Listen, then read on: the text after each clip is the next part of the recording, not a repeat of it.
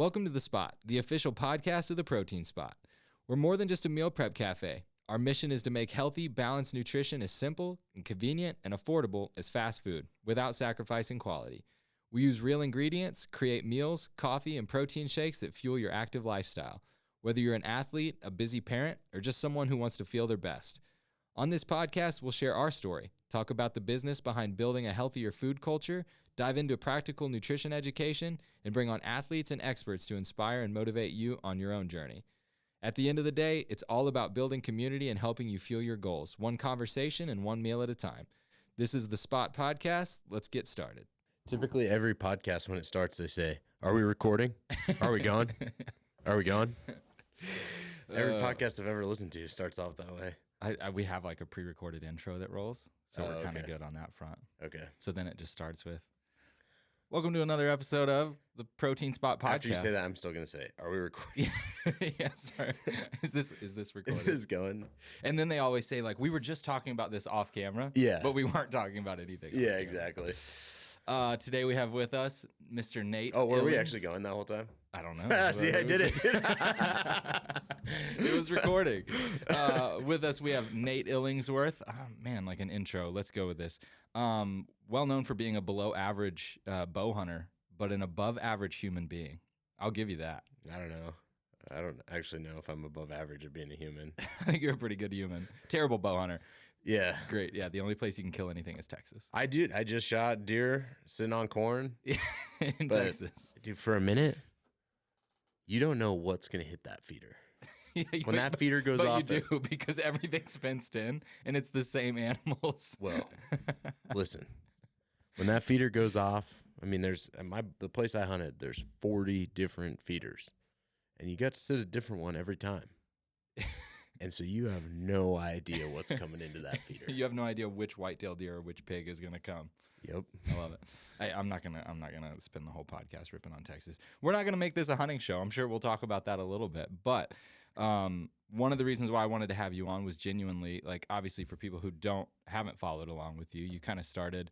I don't want to cue up too much of your story without you sharing it, but obviously you had your own health and fitness journey, and you kind of started that, and you started just like, I think why I connected with your content, you started sharing it just like super organically, and weren't necessarily intending to have much of a following, more so just holding yourself accountable on social media, and then you ended up like kind of generating like a pretty good following out of it, and now spend a lot of your time inspiring and motivating people through content, but just kind of have a fun angle on it. So for people who don't know, why don't you tell us a little bit about kind of how that got going? Yeah. So, I wasn't like I tried a little bit like to make some videos and they were all terrible. But then I remember I was like running this ultra, like I didn't have like a following or anything, but I was like running this ultra that my buddy kind of got me to sign up for. And I just kind of recorded something from it. I was kind of struggling. It was tough. I signed up for this ultra because basically my friend was going to run one. And then my wife was like, "Hey, I don't think you could probably do that." And I was like, "What are you talking? Like, now I have to sign up." Katie just straight up was like, "You can't do it." She was right. I mean, I probably had no business signing up for that. And it was just a 50K, but it was like something where like I've always wanted to do that. I've always wanted to run an ultra, but I was like, "Oh, I'll do it someday. I'll do it someday." And then it was just kind of like this mix of stuff where I was like, "Oh, I'll do it right now." So I signed up, and it was way harder than I thought it was going to be. Like the first 12 miles, I remember like I'm jogging. I was like, "Oh, wow, that's cool. 12 miles down. Like, dude, this is going great."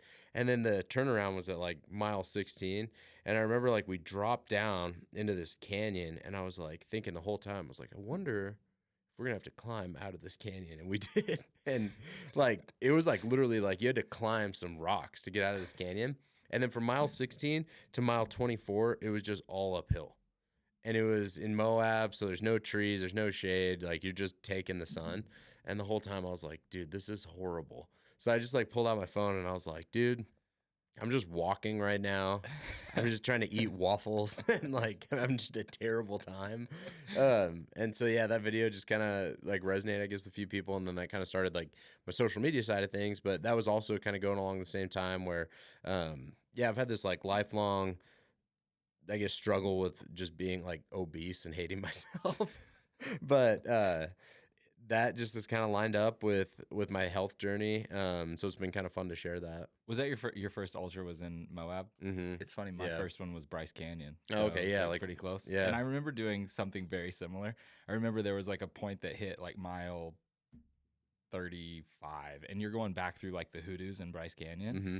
And I just remember that was like one of the lowest moments of my life. Yeah. I remember pulling out my phone and just taking a video of I remember I was so broken that I kind of wanted to document how broken I was so that I could look at it later on and be like, hey, you pushed it.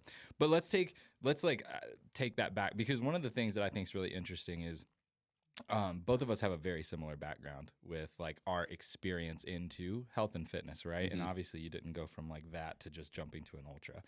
And I do believe that we probably have an opportunity in this conversation to connect with a lot of people, because both of us have lost over 100 pounds. And both of us... I haven't yet, but... You haven't? No. Where are you at? Like I hit 80 and then I like honestly fell off the rails like a couple months ago. Threw on like 15 pounds, so I got to get it back. Well, hey, that's probably motivating to some people. But there's that significant amount of weight that like has been lost. Yeah. But I think like going through that and then also managing to maintain weight loss in a really like powerful way, it's probably like really impactful for a lot of people. So like go back to what really like kind of, if you've always struggled with it, what was kind of like the kickoff for you when it came to getting motivated to actually do something about it? Yeah, I mean, I was like, so I lived in Texas for a while. And it was 2022. I was just like disgusting, dude. I was 300 pounds. I was like, I couldn't do anything. So I ended up going on this hunt in Colorado. Cause I was driving like 2.5 hours one way to go to work. And so I just had tons of screen time, and I was watching elk shapes on YouTube, and I was like, dude, this guy, like, he's doing it with a bow. This is cool. And I'd killed like a few elk with a gun, just like out in a hayfield, so it didn't really count. So I was like, I'm gonna go try this like mountain elk hunting thing. So I bought a bow and everything and drove up to Colorado and just absolutely got destroyed. I remember because I was 300 pounds when I went on that hunt, and I remember thinking like, maybe I should do some cardio to get ready for this. And then I was like, nah, dude, you'll be fine. So I just got destroyed. And then it kind of clicked on that, where I was like, man, I really had a lot of fun. If I want to do that and be successful at that, I'm going to have to lose weight. I can't keep on this track I'm on. Because like, I think that the thing people don't really realize is like your body, I mean, some people like, right, everybody's a little bit different. But like for me, my body just wants to be fat. Yeah. And it's not something where like, if you go down a path, like, I feel like I kind of hit that fork in the road where if I would have stayed on the 300-pound path, like the next year you're 320, then you're 330, and then you get to the point where it's like, oh, I have to buy special clothes because nothing fits me. I can't shop at a normal store. I have to like drive a certain vehicle because I can barely fit in it. And like, there's like all these inconveniences. And then you like trace that back to like, oh, you could have gone down this path where maybe you're going to struggle and it's not going to be easy. And maybe you're not ever going to be like 5% and like ready to walk on a stage, but you're going to be you're going to be way healthier than you would on this if you go down this road. You know what I mean? Oh, for sure. Yeah. I think that's really interesting, right? Because like, if you look at that from the perspective of like scientifically, the body wanting to be fat, like I think a lot of people probably resonate with the fact that like it is more difficult for some people to maintain a healthier weight. It just is, right? Like metabolic rates are different. Genetic, like the way that we process carbohydrates and things like that is so different from person to person. Yep. So hunting was kind of like that real catalyst, though. It was like, you probably had tried to lose weight before that trip, I'm sure. Yeah, when I was in high school, I went on a Mormon mission, and I remember being too fat to go. And I was like, dang, dude, like, you gotta be kidding me. I'm too fat to like go on a mission. And so they told me I had to lose like, I think it was like 20 pounds or something.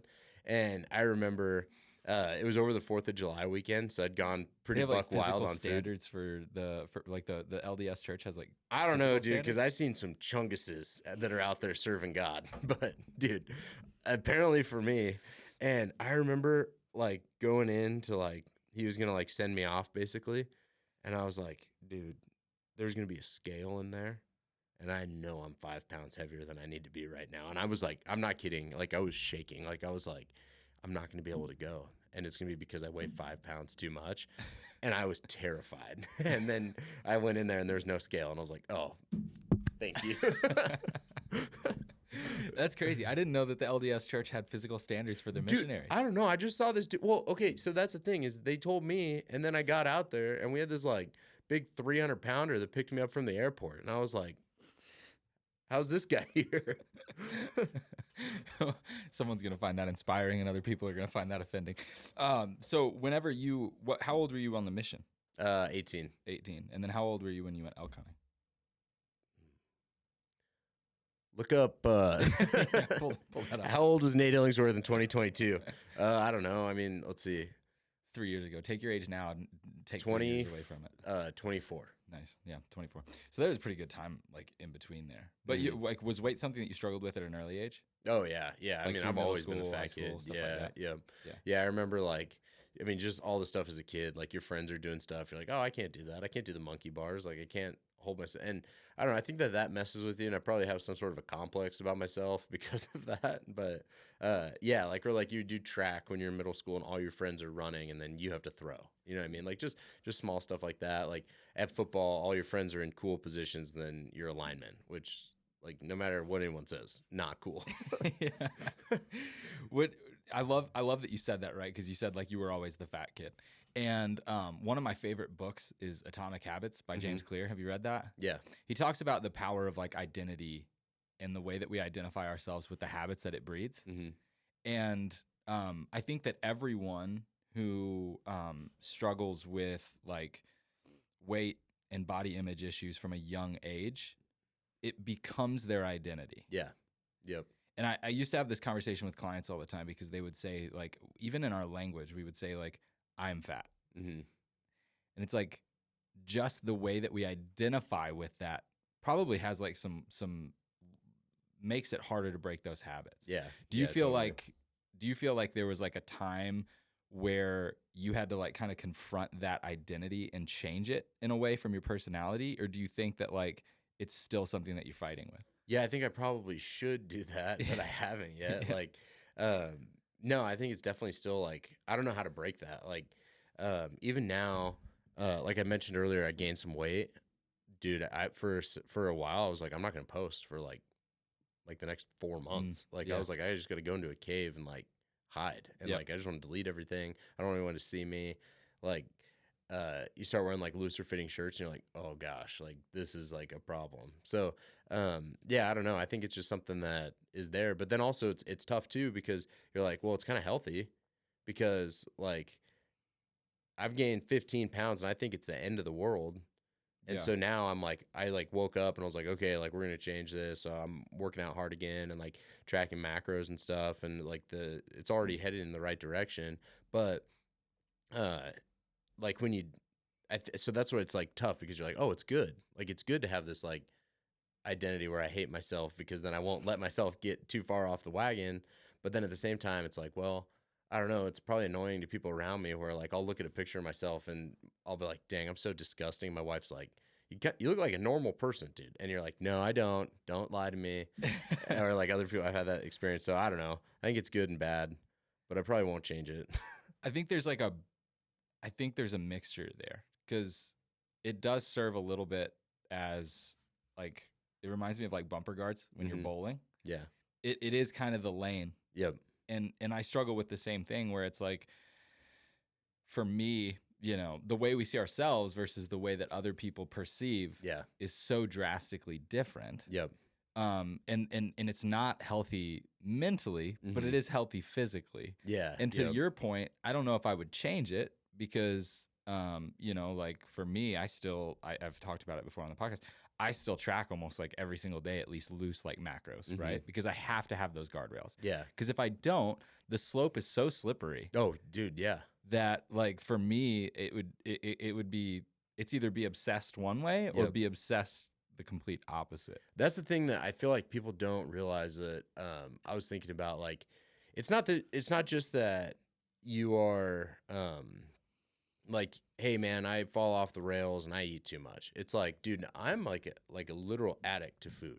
Like, I was at this hunt in Texas and I went into that and I was like tracking and stuff. And I was like, okay, I've been tracking for about a week. I have to keep tracking. So like first night I tracked my dinner. And then the second night I was like, I can't keep tracking, dude. Like there's like like we're eating really sporadically because like we're hunting. We're also doing other stuff. So I was like, I'll just eat whatever. By the fourth night, I ate half a pie, and I was like, what is wrong with me? Like, but I can't, like I don't have the ability. But I also think like in my family, like my mom's an alcoholic, my grandpa was an alcoholic, and then he died because he like just basically drank too much and died of alcohol poisoning. My grandma was an alcoholic, so like there's that addictive like tendency that's built in there. And so I think now where it's like, well, I wouldn't want my mom to have one drink because she can't, like she won't. She'll drink a whole bottle of wine, and where I'm like, okay, well, I'm trying to eat a little bit and then be controlled with other stuff. Like I can't be around stuff, and I also can't not track. Yeah. Sorry, I was kind of like long-winded. No, it's a really good point though. I think we've talked about the power of. I do think that. Well, I don't think like science has proven that food has extremely addictive properties to it. Yep. Especially like highly processed foods. Yep. Right, because they're literally bioengineered to be as addictive as possible. Yep. And the difficulty around like food addiction, which I think a ton of people struggle with, is like if Joe Rogan had a podcast where he was talking about like addiction with food, and he was saying that like the same thing. It was Jelly Roll that was on there, and he was talking about like similar sentiments. Yeah. And it was like there's not just like there's no heroin on this table. Yeah. But we could have cookies here in a heartbeat, right? Yep. And you have to eat. And so that's the difficulty with food addiction is every other addiction that's negative for your health, you can just quit cold turkey. Yeah. You don't have to drink. It's better if you don't. Yep. You don't have to do drugs. It's better if you don't. Yep. Food, you have to eat. Well, and that's the tough part too. Like we're right now, and there's no shade on the protein spot, so don't take this the wrong way, but a lot of people are trying to make these swaps with stuff, right? Like I know you guys have some stuff where it's like you got this pumpkin pie, or what is it, pumpkin pound cake or something. Yeah, we have like protein cakes, cheesecake, Yeah, stuff and like that. it's so freaking good. Yeah, and it tastes like the real thing. But for some people, like myself included, like I got to stay away from stuff like that too. Like I have to eat pretty basic whole foods, because if I don't, then it's like, oh, I really like that cheesecake. Let me have like 5 of those. Yeah. You know what I mean? Yeah. And the thing is, like, you think about an alcoholic, you're not going to take them down and be like, hey, dude, here's an NA beer. Like, drink this. Like, they're like, no, I'm going to drink a water. And it's kind of the same thing with your diet. And so I think right now, we live in this weird thing where everyone's trying to make these like, oh, I'll eat this protein cookie, or let me eat this protein ice cream, which is, yeah, it has its place, but also like you need to implement more whole foods and change everything. Like you have to really think about things in a completely like in a 180. Yeah, and I think that takes some introspection, right? And understanding like there's different approaches for different people. Yeah. And for some people, I think that you're spot on. Like a more extreme approach and more I really hate being restrictive around food at all, because for most people, I feel like that's a negative thing. But for a lot of people, it's easier to be more extreme and keep that consistent than it is to be like loose and like the old traditional straight up, like if it fits your macros approach. Yeah, dude. Because I mean, that's how people used to diet, right? Like, hey, dude, I can have these Pop-Tarts how many calories in a pack of Pop-Tarts? Actually, it's like 420. I thought it was 380. No, I think, well, 420. okay. There's different ones. Different flavors, yeah. But it's like funny because I know that. Like, but yeah, and we both know. We're close. Yeah. But yeah, people used to like, hey, I can eat this pack of Pop-Tarts if I put it in my macros. Yeah. And I think it's like, hey, dude, you could, yeah, for sure. And like scientifically that will work for you. But you need to change everything. You need to approach this differently. But for some people that works. Like my wife, she could walk up to a cookie jar and eat one cookie. I can't. Yeah. If I eat one cookie, I'm gonna eat freaking like 15. I might eat the jar. Yeah. Like and people say that as a joke, but like for me, that's literally not a joke. Yeah. So yeah, I think you're right. Like I have to go into that like extreme mode, or else I just will fall off the rails super bad. Yeah. The difficulty with that is extreme approaches tend to have a high level of a high fail rate, and then you end up yo-yoing because you're all in or you're all off, kind of like when you went on your hunt. I'm either going to track everything and stay on, or I'm not going to track it all and I'm going to gain 15 pounds. Peak refuel. I hate you. Dude, the biscuits and gravy, peak refuel, Yeah. they're so good, and they're like 1,200 calories. And then you think, I don't think those are made for hunting in Texas, but in a blind. no. I'm saying like that's what made me fat in the first place, because I've been hunting so much since September. I've just been eating like garbage the entire time. Those peak refuels, dude. And then you think in your mind, you're like, well, I'm hunting, so I can eat more No, dude, you're walking around all day. Like you're not burning as many calories as you are in the freaking gym. Yeah, and the food just becomes like super calorie dense because everything that you take has to be like super easy to pack and like super heavy calories. You eat like peanut butter. You're like, I need these calories. Like, brother, you do not need those calories. You've got calories stored that you could tap into and use. Yeah. That's I've actually experienced that on elk hunts. Like I can gain weight elk hunting. Oh, me too. Yeah, I did. I literally did. And like, of course, like I'm tracking everything on my Garmin too, because I wanted to be able to brag about how hard I was working. I was literally hiking 10 miles a day, and I was still gaining weight. That's pretty wild. Well, too many biscuits and gravy from Peak Refuel. Biscuits and gravy, gas station, cinnamon rolls. Found a really good restaurant. And so anytime we drive through the town, which wasn't super often, but we'd stop. I can't do like sweet stuff like cinnamon rolls and stuff because I will eat the whole thing. Yeah, me too. Yeah.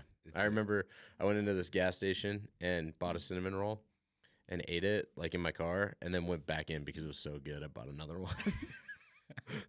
Didn't even make it out of the parking lot? No, I literally didn't. I like took a bite and I was like, I'm gonna eat this whole thing and then go back and grab another one right now. The thing I think resonates so much about your content too is like you do have a like self-deprecating style that people can attach to, right? Because there's very few people in the world that don't have some kind of negative connotations about themselves that they deal with on like a daily basis. And so I think like your way of delivering content in that manner is like is funny, and people connect with it because it's like real. It's not just like, we both know people in the fitness space that are like have been in it for years and everything is behind a filter and everything is so edited and it's so fake. Yeah. And social media in general nowadays is getting to the point where it's just like it's all so fake that I think genuine content resonates. Yeah, dude. I think like, do you know who Nico Avocado is? I watched Will Tennyson a lot. Didn't he do like a video with him? It was like an eating video. I have no idea. He was eating a lot. He did like, do you know what mukbangs are? No. Okay, so a mukbang is you would basically get like, you go to Chick-fil-A and buy like 2 of everything on the menu and just have this mountain of food and then just eat it all. Like, it's disgusting. But he was doing that. He batched enough content for like 2 years and then lost like 100 pounds and then was like, hey, I'm here. And like, just a totally different dude. But like, I think that just goes to show how fake social media can be. Cause like, I mean, you could literally batch enough content for 2 years where you don't even make content. You just do whatever you want. And then your account's still getting updated. So people don't see the real you. They just see what your account is showing. That part of it is really unsettling. I think the other piece that's super weird to me too is like, I know I have some friends who are like incredible shape, right? Like, I have a friend who literally won bodybuilding.com's male model search. Yeah. And like, I've listened to him be like, oh, I can't do this video with my shirt off. And I'm like, that dude has like some insecurities. Like, I don't stand a chance. Yeah. Well, and the problem too is like everything now, like, dude, it's so easy to go buy Anavar. Like, you could go to your gym right now, buy Anavar or testosterone. Like, there's a lot of people taking stuff. And so you're comparing yourself, which I'm not using that as an out. Like, I understand, like, there's still a lot that's achievable naturally. And, like, I'm not saying that. But what I am saying is, like, everyone's perception of what they should look like is a little bit warped because you're just comparing yourself to the best version of people possible. Yeah. Do you think, it's not to make it like one's tougher than the other, but I often find it interesting how I feel like for a long time, body image was something that was discussed for women. And it was like, you know, like being more positive about, you know, being more positive and real about it. Right. Yeah. But I feel like it took longer for that to filter over to guys. And I think guys struggle with it the same exact way. Yeah. I think, I mean, I do think it's like more new though. Cause like, if you look at movies now, like Zac Efron and Baywatch or like The Rock, like you think these dudes are just like big and shredded. And that's how like everyone is in movies now. But like, look at movies in the 90s. like Mel Gibson was just a normal dude with his shirt off, like Tom Hanks, like none of the actors like then. So you weren't necessarily comparing yourselves to like a Greek god. I mean, I was, because it was all Stallone and Schwarzenegger. That's true. It was all Rocky. Dude, and I Rambo, love. man. Yeah, I mean, there's nothing. It's like, but yeah, I don't know. I think you're right. Like, I think men struggle with it just as much, but it's almost like more of like a new thing. And then also the gym is like, it's kind of like trendy now. Like it used to be like some people would go to the gym, and now I feel it's like everybody works out. You feel that way, but you know what's interesting is that only 23% of the United States has gym membership. Yeah, that's crazy. It is probably like somewhat biased of the content I consume though. It is. It's super biased. And Yeah. I think that's one of the things that to me is so interesting is at some point along a fitness journey, no matter where you start, what's interesting is you get to the point where whatever workout you enjoy doing, running, going to the gym, CrossFit, Hyrox, it doesn't matter. There's like this point where it switches from being this thing that you're trying to get into to this thing that you couldn't live without. Yeah. Yep. And so like, even I know you're probably the same way, even if I go on vacation or I'm on a trip or anything, going to the gym is just like as normal as drinking coffee in the morning. Yeah. Yep. Or, you know, like in anything, it becomes such a foundational habit, and you get out of touch with the 77% of the population that still doesn't have access to a gym and still doesn't use it at all. Yep. And so the Yeah, you're percentage right. of Americans that actually exercise the minimum the minimum recommendation from the American Heart Association is 120 minutes a week. And it's like less than 10% of Americans even hit that. Was that like 3 hours? It's 2 hours. Huh? 2 hours of exercise a week. Can you edit what I just said out? Yeah. Makes me sound dumb. Do you think that, like, for you, you've done some pretty impressive like races and stuff. You just had the BPN Ultra, which you hit, what, 40 miles? Yeah, that was awesome, dude. I killed it out there. Got out there, DNF'd. but you went though. Yeah, I You mean, swung. yeah, but there's no Man in the arena. Honestly, this is something that's really kind of like eating at me right now. I was just talking to Rich about this the other day.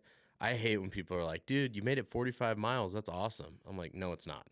Like, it was a 50-mile race, and I made it 45 miles. You didn't finish. Yeah. Yeah. And so it's like that one actually stings. I tried. Like I literally gave it everything that I had and still failed, which I don't know. I'm not like somebody that can feel good about that. Yeah, I think there's probably a little bit of like psychoanalysis that comes along with that, because the way that you motivated yourself into your journey was through like self-deprecation and like being so mentally tough on it. Yeah. But I do think like for long-term health and for long-term happiness, when it comes to like a wellness journey, I do think there has to be this point where you balance that with like being proud of your body and being proud of the things that you can accomplish. Like, for me, I know that's still like a big struggle, but like, you know, I have to, like, there's days where I still am like really unhappy with where I am in my fitness journey. Same thing, right? Mhm. It's like you look in the mirror, you're just like, not cool, right? Yeah. But at the same time, it's like, no, I have ran a couple ultras. No, I have completed a few half Ironmans. I have, you know, I can go like elk hunting in the mountains for weeks on end and not break down. And I am grateful that my knees don't have issue, you know, stuff like Yeah. that. And I think that part of it's critical too. And there has to be that balance there for like long-term Mm-hmm. sustainability and happiness with it. Yeah. You have done Hyrox. You have done all these things that if you actually took the average person, they literally could not accomplish. Yeah. I don't know. I just feel like the average person could do a lot. They just don't. Like, I literally think you could take any random dude and make him go do a 50K right now and they could do it. But maybe I'm wrong. When you say do it. Alex, pull it up. Yeah. Pull up. Can average person do 50K? No training. See? That's what I'm saying. Like, I just think you could finish. Like, you don't think so? No, I don't. Or like a Hyrox, like, yeah. I think, see? Yeah, I think physically a lot more people would break down in ways that you don't expect because they literally don't have the capability. Like, Yeah, maybe you like walk my grandma, but I'm talking about like a 30-year-old dude. like walk a 50K. Yeah. Yeah. Like, Have you seen how many hunters died this year packing elk off the mountain of heart attacks? no, was it a lot? It was a lot. Really? Yeah. Of a heart attack? Yeah. Well, I mean, Because their heart's like working too much? yeah, every news story I read that like when they get there, they're doing CPR. So I just assume it's probably Wow. heart failure. But I just think the average person is a lot more unconditioned than what you assume. There's a cognitive Probably. dissonance that happens whenever you are someone who's so like regular in the gym. Mm-hmm. You get out of touch with how capable you've gotten from doing those things and how Yeah. like sedentary the average person is. That makes sense. It's actually like my buddy. I'm gonna kind of throw him under the bus here, but my buddy Chad, who he just moved up here a couple months ago from Mississippi. Yeah. And like he traditionally is someone who's like in good shape and has always worked out, you know. And we were getting a lift in. It was like the first time we'd kind of worked out together since he moved up here. And I was like, hey, after we hit like this chest and shoulders, whatever, I'm gonna go run a couple miles. Do you want to just go knock out 2-mile run? And he was like, yeah, I can run 2 miles, right? This is someone who's worked out previously, like was an athlete, you know, but we got literally, you could still see the truck and he was done. Hands on the knees, shin splint so bad that he could barely like keep his feet moving. There was no like keep running. Like dude was like sweating profusely and we had gone like 800 yards. That's funny. I mean, so I get that a little bit because like I do CrossFit and so being around like people that are doing muscle ups, like cleaning 1.5 times their body weight, handstand walks, like being around people like that and seeing that every day when I go to the gym, I guess it is like I could see like a disconnect between that and the like average person who can't do much. I think I read like for guys, if you can bench press 225, you're in like the 1 percentile. Really? Yeah. Dang, that's crazy. Yeah, like I feel like everyone can do that. that's just because it's everyone that you know. Yeah, that's true. It's like you just get your world shrinks down. Yeah, that makes sense. And that's why I think like I literally don't know if I know a single dude that can't bench 225. Like I'm just trying to think. I know this one guy in Utah, but I don't like him. So he's not like a friend. Like, can Rich still bench 225? oh yeah, His shoulders don't like pop out on him. dude, that guy. He's a machine. He will complain about his shoulders, and then or his knees. He complains about his knees all the time, but he like is fine. Yeah. He's fine. He was the fittest man on earth for like 5 years in a row. So his idea of fine and ours is a little different, probably. We did this workout once, and it was, I think it was a 10-minute EMOM of 2 overhead squats. And I was doing like, I worked up to 135, and I felt like real good about that. And I like turned around, and we ran out of, at the gym we were at, we ran out of like rig space. And Rich was like, I'll just go from the floor. This dude had 275 on, was snatching it. He would power snatch it and then do 2 overhead squats and then put the bar down. And I was like, brother. And he's like, yeah, I just, the knee, I guess, felt good today. And I was like, dude, stop. When, so like with your, how old are you now? 27. 27. You kind of like really had that wake up moment on your elk hunt at 24. Mm-hmm. So it's been like the last 3 years you've been pretty consistent with stuff for the most part. Yeah. And you're down 80 pounds. Mm-hmm. Yeah. Yep. Obviously, like if you could go back 3 years, you could probably like speed that timeline up. Oh yeah, big time. Yeah. What would be like if you could sit down with that version of yourself, fresh off that elk hunt, feeling pretty low? Yeah. What would be like the 3 to 5 like things you would give to that individual? So like if someone else is starting their journey, right? They're looking at this mountain, and that's the way it feels when you're getting started. But if you were going to speed up someone's journey for them and give them like the inside information from having done it, what would it be? First thing I would say, go to a CrossFit gym, like 5 days a week, because you're so new and there's so much you don't know. And if you go to a CrossFit gym, you're going to plug in with other people that are more fit than you. You're going to learn from them. Somebody's going to coach you through the movements, and you're going to gain ability faster than most other things you could do. And you're not going to be just like on your own at the gym. Yep. And you're going to develop cardio at the same time you're developing strength, but not just like absolute strength under a barbell, but also relative strength, like with pull-ups, push-ups, dips, stuff like that. So I would have started CrossFit way sooner. And then I think I would have signed up for more stuff so that you have something to train towards. So you're not just like aimlessly like, oh, what am I doing? And then just learn more about macros like sooner on. So you're not just like, oh, I'm eating healthy, but you're like, okay, I'm eating to fuel myself. Yeah. No, I love that. Yeah, and I love CrossFit. I think it's not for everyone. I would say get a trainer or a coach. CrossFit's a great way to do it. Yeah. But getting a coach, I think, is like one of the most important things that you can do. But a qualified coach too. Yeah. Yeah. Because there are a lot of awful fitness coaches and trainers out there, online, in person. The level of education required, the gateway into it is just too low, in my opinion. Our standards should be a little bit higher, but get a coach is awesome. Did you have anybody that was kind of like yours? I guess Stanton with Elk Shape was kind of the first. He didn't ever like coach me or anything. No, but you were following like the program. Yeah, I followed his stuff. I did hire a coach when I did a half marathon, like right after I started losing weight. I signed up for one, and I worked with this guy, Matt Johnson, for a while. He smokes a lot of cigarettes and runs. So I worked with him for a little bit. But then other than that, I haven't. Why not? I don't know. Just like kind of stubborn, I guess. Gotta like have. I actually recently asked somebody to help coach me, and he said yes, and then ghosted me. Oh, nice. So shout out. But then he stopped ghosting me because then he wanted to apply for Idaho tags. So I applied for all of his Idaho tags for him. You did? Even though he ghosted you? Yeah. Did you bring it up at all? No.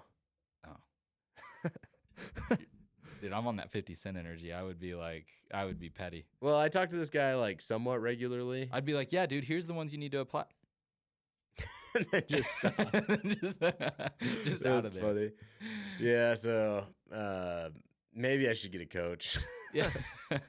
What about events? So sign up for an event. I love the idea of like having something on the calendar. I think that's powerful for people, but I also think it's really scary. Yeah. That's probably more scary than like getting a coach. Yeah. Like I think that's probably something that I don't talk about enough with like people who ask me like for tips is like pick some kind of physical challenge. We're coming up on a new year, so now's like the perfect time to do it. Yep.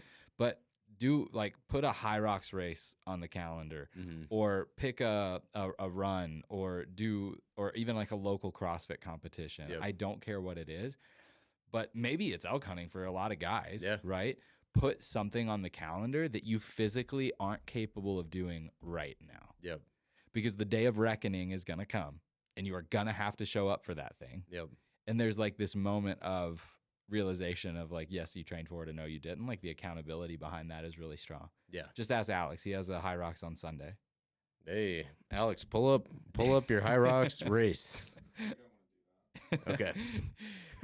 So I love that. Yeah. So number 1, get a coach. Number 2, put an event on the calendar that holds you accountable. Number 3, like tracking macros. What were some resources that you use that kind of got you into it? I just always use MyFitnessPal. That's what I use still. Yeah. Free version. Yeah, they got rid of the scanner, which is kind of garbage. Really? Even on the paid one? You have to pay to have the the barcode. scanner. Yeah. $20 a month. I know. I'm not doing that. Shout out Macro Factor. Have you tried that one? No. Does it have a scanner? Will Tennyson's.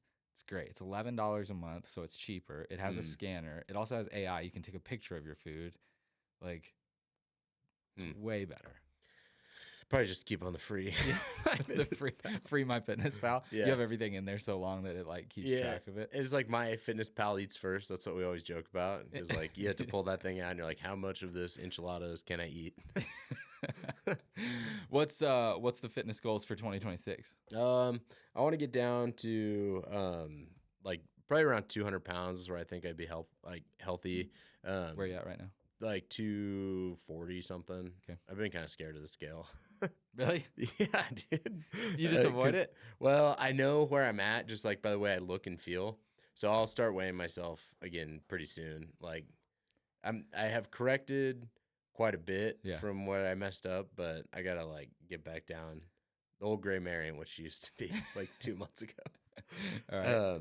So that's a pretty big 2026 then, 40 pounds. Yeah. Potentially 50. I'm gonna do we got 2 Hyroxes in February that I'm doing. Which ones? Vegas and Phoenix. We're doing Phoenix too. Okay, nice. I might need a Vegas partner because my partner I signed up for a mixed doubles with doesn't have like. I'm sorry, I can't be mixed doubles. No, sorry. Oh, men's doubles. My partner tore his patella tendon. Oh, and I still signed him up. So put a date on the calendar. He might not be able to do the race. We're actually going to work out together today for the first time, and it's going to be pretty telling. Well, Steve says he's doing Vegas.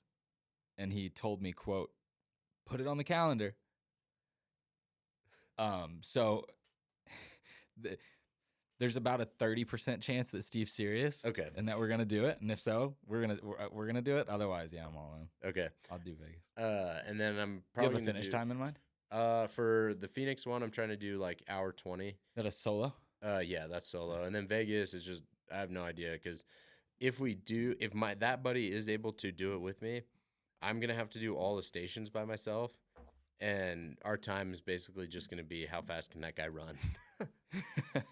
So you have lose 40 pounds. Mm-hmm. You have Hyrox Phoenix hour 20. Yeah, I'll probably do like this last man standing ultra too. It's in this small town in Idaho, and it's a 1 mile loop. You have 20 minutes to finish it. You just go as long as you can. Oof. Last man standing scare me. Yeah, that one. Mentally, I have a think hard would be time tough. like signing up for one of those. Yeah. Because I just know that like I like getting in that mental battle with another dude. One of my buddies won it last year at 65 miles, which in 20 minutes a mile, I think I could probably go 60 miles. Yeah, I feel like those kinds of things are getting so much more competitive now. Well, this one is just such a small town, and last Okay. year was their first year doing it. So I think I'll probably do that. It's in August. Those are the main ones. That's the main ones. Yeah, probably not going to do too many ultras this year because I always gain weight when I prep for one. Because like you're trying to fuel up for your long runs. Oh yeah. And so it's just like really hard for me to stay. And then with that much running volume, it's just so hard for me to stay in a caloric deficit. Yep. Probably do like a CrossFit comp or two this year if I can find some. There's that one that we were going to do last year, and then I signed up for an ultra. We didn't do. Yeah. So I'll probably do that one this year. But there's like qualifiers for it now. Good. Like, even for the rookie division. I think they're probably trying to keep like some people that shouldn't be in rookie. Yeah, because that has been a problem with that competition. Yeah. Last year, I mean, we were going to do. shows up and competes in rookie. That's pretty much how it was. Yeah. Like last year, what were we going to do? Which one? It wasn't RX. What was ours? Intermediate. Intermediate, yeah. No, And then you tried dropping down to rookie. well, yeah, because did That's you what see happened. the I've dudes told that this were story signed on up the for podcast intermediate? before, and I'm going to keep hounding you for it. You were like, dude, you got to sign up for this CrossFit competition with me. And I'm like, yeah, dude, for sure. I'll support you. Let's go. So we sign up, intermediate. Then like a month before, you're like, oh man, I can't do intermediate. Let's do rookie. Dude, and I'm did you like, not see okay, the guys cool. that signed up for intermediate? I don't care. They're doing like, no, there's like ring muscle ups and stuff in intermediate. Yeah, you can do a ring muscle up. No, I can't. The average guy can do it. No, I'm just kidding. Dude, I can't. And there's, yeah. And then Pistol it squats, turned, let's like- drop to rookie. And then let's drop to rookie a week later. It was like, hey man, I don't think I'm going to do I got my this. name pulled for an ultra. I couldn't do it. Yeah, you could have. No, dude, I was running the ultra 2 weeks later. Yeah, you'd have been fine. I wouldn't have been fine. No, I love it. We have, me and Alex have, I guess I kind of signed you up without really talking you into it. I just said, hey, you're doing a Hyrox. It was more of a like, hey, should we do this? And then it was like, let's just do it. There wasn't much thought or like logistics. I was just like, yeah, that'll be fine. Not thinking of the level of training or how hard it was going to be. How do you think you're going to do? Below average. I mean, I'll do it. I just really I've always had a hard time with running. Like the stations, I think I'll be fine at. Do you remember those identity things that we were talking about? Those self-limiting beliefs? That's one you're putting on yourself. Don't limit yourself, Alex. Don't limit yourself. Yeah. Yeah. Identify as someone who can run. In 2025, it's really popular to identify as things. We should start identifying as more positive things. Yeah. Right. Remember that time? Where are you from? Remember that time when we beat you guys in 2 wars back to back, dude? What in all seriousness, do you think your performance this Sunday is going to be better than or worse than your performance in 1776? I hope so. I hope. You guys did give us a run for our money in the War of 1812. It's when basically you guys came back and were like, hey. Did we go back again after that? You came back to us, yeah. But then we got sent back. Yeah, because Andrew Jackson basically, who was probably the 5th president or something, somewhere in there, he, pulled up Andrew Jackson. One of the greatest presidents of all time. Actually, a lot of people don't know this. He shot a guy because the guy challenged him to a duel at the White House. He's a good dueler. Andrew Jackson basically went down at the Battle of New Orleans, and he recruited just like this ragtag group of dudes, and they had already signed a treaty that the war was over, but the word didn't get to him, so he just went and wrecked these dudes in New Orleans. Predict our time this Sunday. You've done some Hyrox. Are you doing open or pro? Open. Doubles? Doubles. How fast do you run a 10K? Or I mean a 5K? What's your 5K time? Yeah. Yeah, that's 5K. What'd you run that in? Yeah, I was like 29 minutes. Okay, so you got like a 34-minute 5K. So I'm going to bet you guys finish in an hour. I'm going to go an hour 40 to hour 45 window. That's my guess. No, you wouldn't. I would. If I was still breathing, I'd be happy. If we're over an hour and a half, I'm going to be upset. Sorry, bro. I'm going to be behind you just like running and pushing you. That's my guess. Now, I think whenever you sign up, you have to put like the finish time. Mm-hmm. I think I put like 1:30 to 1:35. That's my. I'll go for 135. That will make you happy. I'll try and ride the 180 heart rate, but we'll see how that goes. Phoenix, I'm doing a mixed doubles. Uh-huh. The goal for Phoenix is sub 110. Okay. Yeah, that's a good goal. I want to try to go fast. Yeah. So that'll be the goal there. Cool. Well, that's gonna wrap it up. We're gonna go shoot some. We're gonna go do a little fast food Friday episode. I didn't eat today, so I'm like starving right now. Well, that's Went to CrossFit this morning. Didn't eat breakfast because I knew we were gonna get food. Yeah. We're gonna go try some things. What's your favorite fast food joint? Dude, I mean, I like Arby's a lot. Also, like, really pisses me off when people talk crap about Arby's. Actually, listen to this. I got some hot takes on fast food. I love Arby's. Okay. The Whopper is one of the greatest fast food burgers. It might be the greatest fast food burger. I actually am not gonna fight you on that. Yeah. I think Whoppers are seriously underrated. They beat Big Yep. Macs every time. Plus, when you get a Whopper, you can also get a Hershey pie, and those are unreal. Those are pretty much the top two. I think Wendy's sucks. Really? McDonald's sucks so bad. Five Guys would, but they don't count because it's not fast food. It's like you have to take out a mortgage on your home to eat there. It is kind of like a weird, like a in between. Yeah, It's not quite fast food, but yeah. But I'm thinking, I mean, Arby's. I just love Arby's. you do love your meat. I'm serious, dude. What do you get at Arby's? What's the order? If I'm trying to eat healthy, I will get the triple roast beef Yeah. in a pita because it's like 600 calories and 60 grams of protein. And then you don't put sauce on it. But if I'm not eating healthy, I'll get like a beef and cheese or like a Reuben or like a gyro, When I was a gyro. my hometown in Missouri, there's like not any places to eat. Yeah. Really. There's like an Arby's and 2 McDonald's actually. Which, That's all you need. yeah.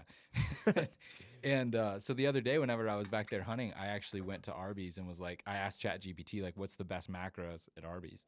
And I was kind of shocked. Like the double roast beef without any like sauce or anything Yep. is actually fairly solid. Yeah. Yeah, it's not bad. Yeah, it was like 450 calories, 38 grams of protein or something, which like isn't terrible. So what I get's that just with one more helping of. Just more roast beef. Yeah. I love it. All right, well, let's wrap it up. Let's go get some fast food. Okay. Hey, thanks for tuning in to the Spot Podcast. If you enjoyed today's episode, be sure to subscribe so you never miss a conversation. And if you're local to Boise, stop by the Protein Spot and grab a meal, a smoothie, or just come say hi. We'd love to see you. Until next time, stay fueled, stay strong, and remember, healthy doesn't have to be complicated. We'll catch you on the next episode of The Spot.